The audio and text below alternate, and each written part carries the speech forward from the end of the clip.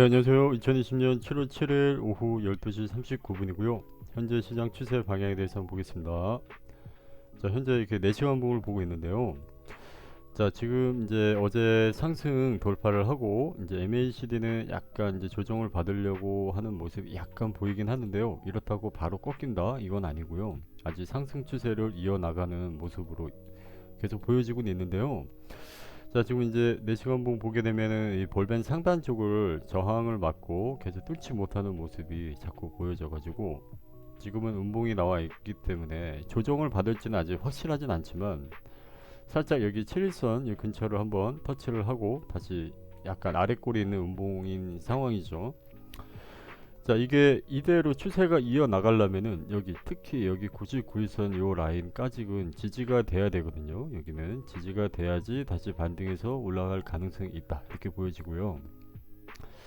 이게 만약에 다시 깨진다고 하면은 이거 이럴 수도 있죠. 이따가 그리고 이제 1시, 5시, 9시 4시간 뭐 마감 때 항상 이 봉을 잘 확인하시고 볼린저 밴드를 확인을 해야 되는데요.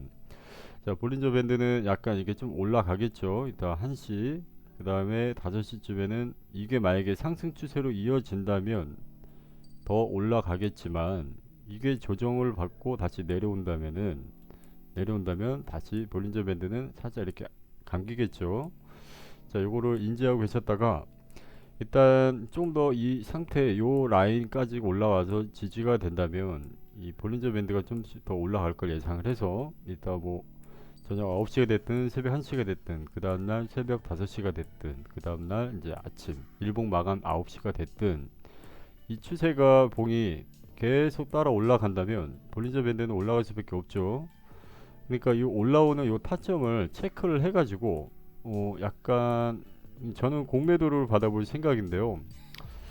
일단은 여기하고 여기 볼린저 상단 쪽, 왜냐면 이 7일선은 한번 깨질 가능성도 있거든요. 제가 볼 때는 음봉으로 나오다 보면 이따가 봉 마감이 되면 7일선이 올라오고, 자 99일선 옆으로 뽑고 볼린저 밴드는 이렇게 올라오는 형태가 되겠죠.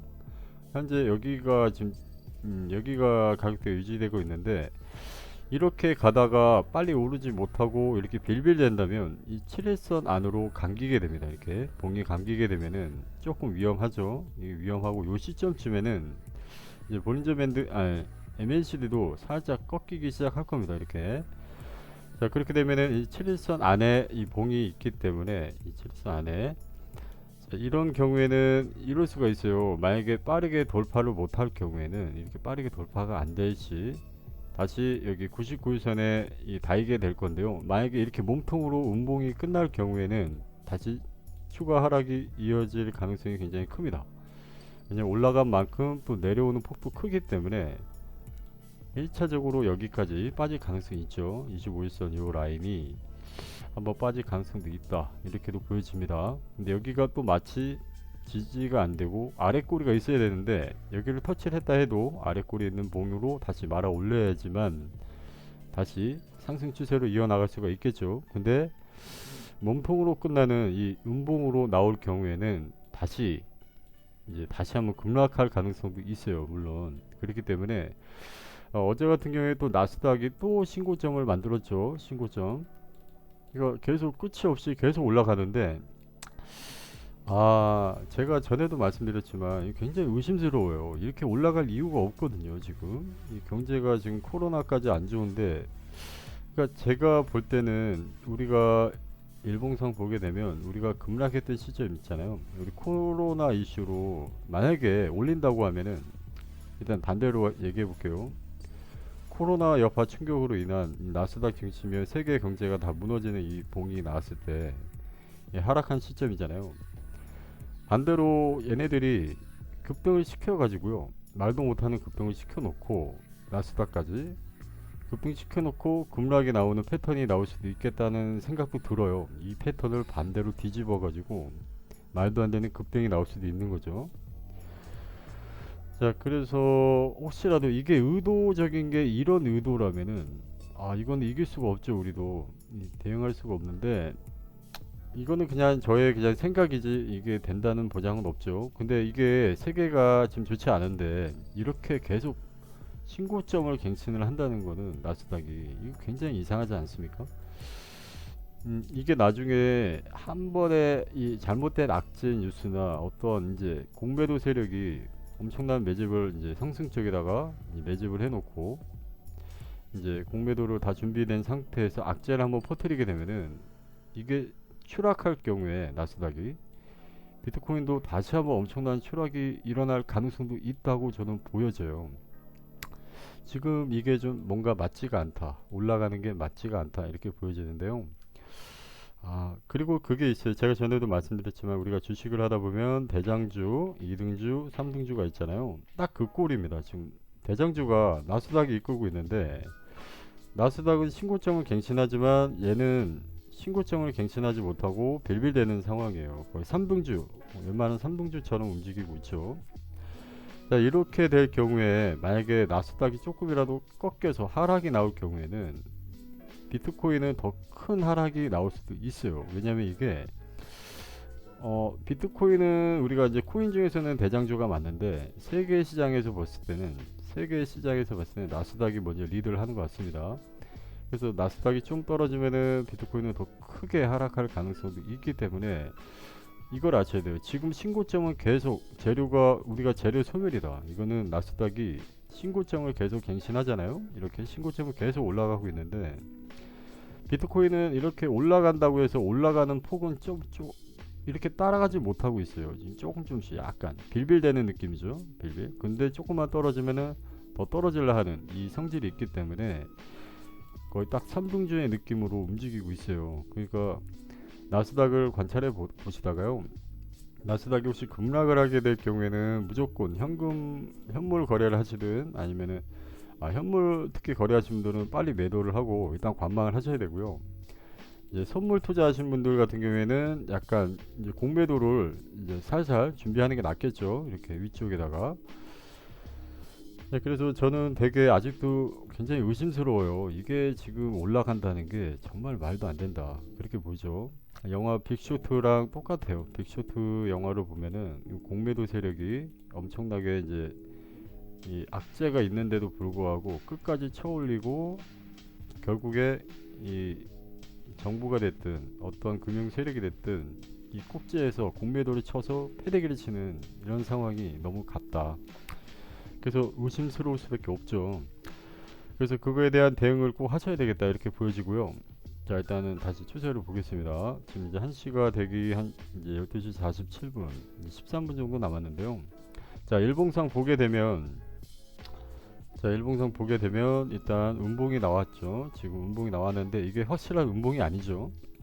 내일 아침 9시가 될 때는 이 아래 꼬리를 다 만 양봉이 나올 수도 있습니다. 물론 이렇게 되면은 좀 더 안정적인, 만약에 여기는 25선 부분을 터치를 하고 지금 현재 음봉이지만 다 말아 올리는 다시 양봉이 나와 준다면 우리가 목표를 볼벤 상단 여기 만대까지는 일단 목표를 두고요.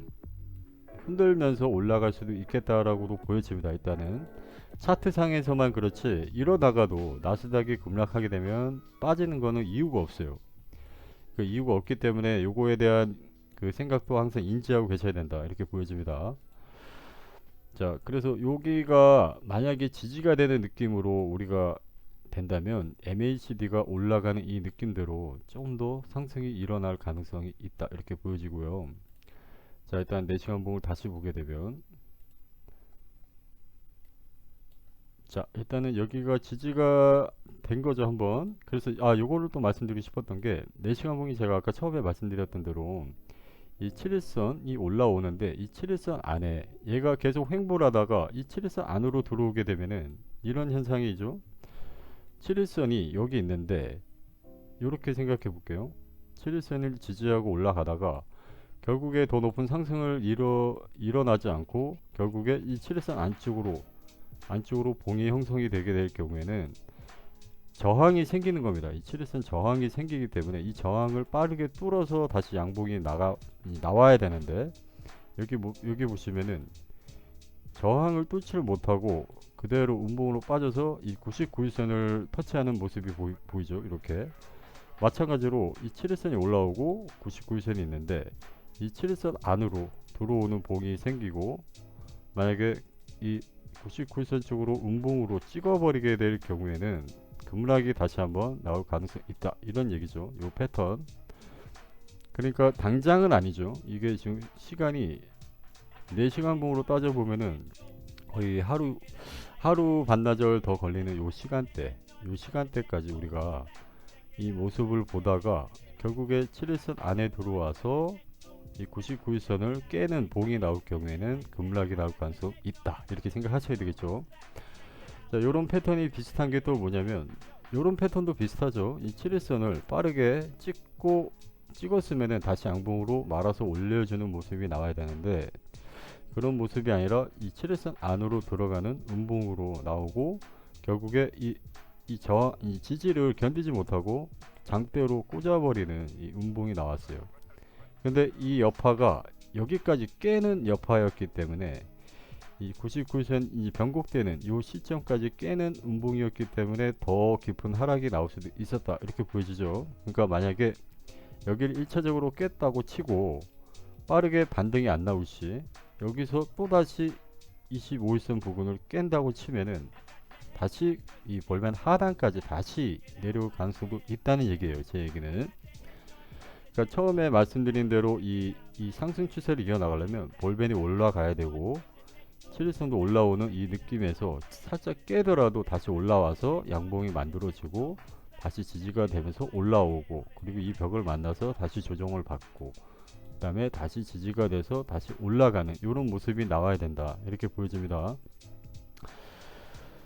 자, 그래서 지금 4시간 봉은 아직 힘이 있는, 이제 상승을 이어나갈 수 있는 힘이 있다. 하지만 우리가 시간이 많이 흘렀는데 이 7일선 안에서만 놀고 있다면 의심을 해봐야 된다, 이렇게 보여지죠.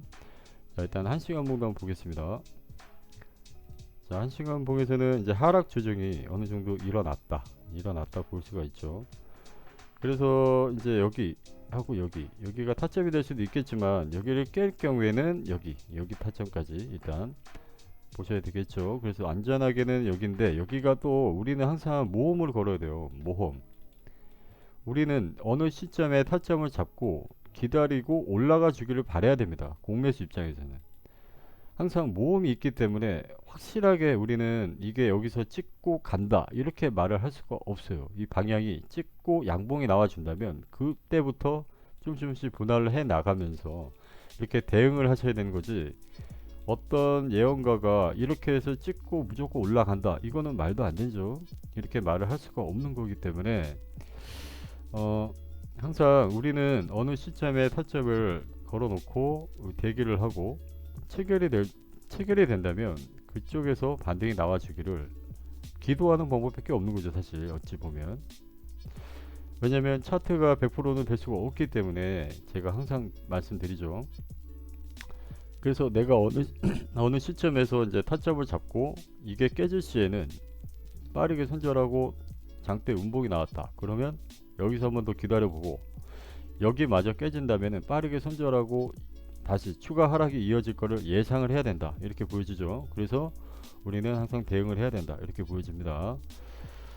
자, 영상이 너무 길어졌는데요. 일단 요렇게, 일단 항상 저는 오늘 전략이 그거예요. 이 볼벤 상단이 올라오든 아니면 추세가 조금씩 내려오든, 이 봉이 어떻게 상승으로 간다면 올라갈 것이고, 여기서 횡보를 한다면 볼벤이 감기겠죠.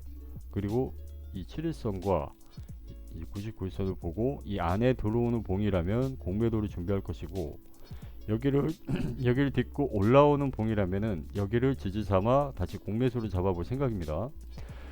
자, 이렇게 전략을 좀 짜보시고요. 일단 대응을 잘 하셔서 항상 좋은 결과 있으시길 바라겠습니다. 일단 영상 이렇게 마무리하겠습니다. 예, 감사합니다.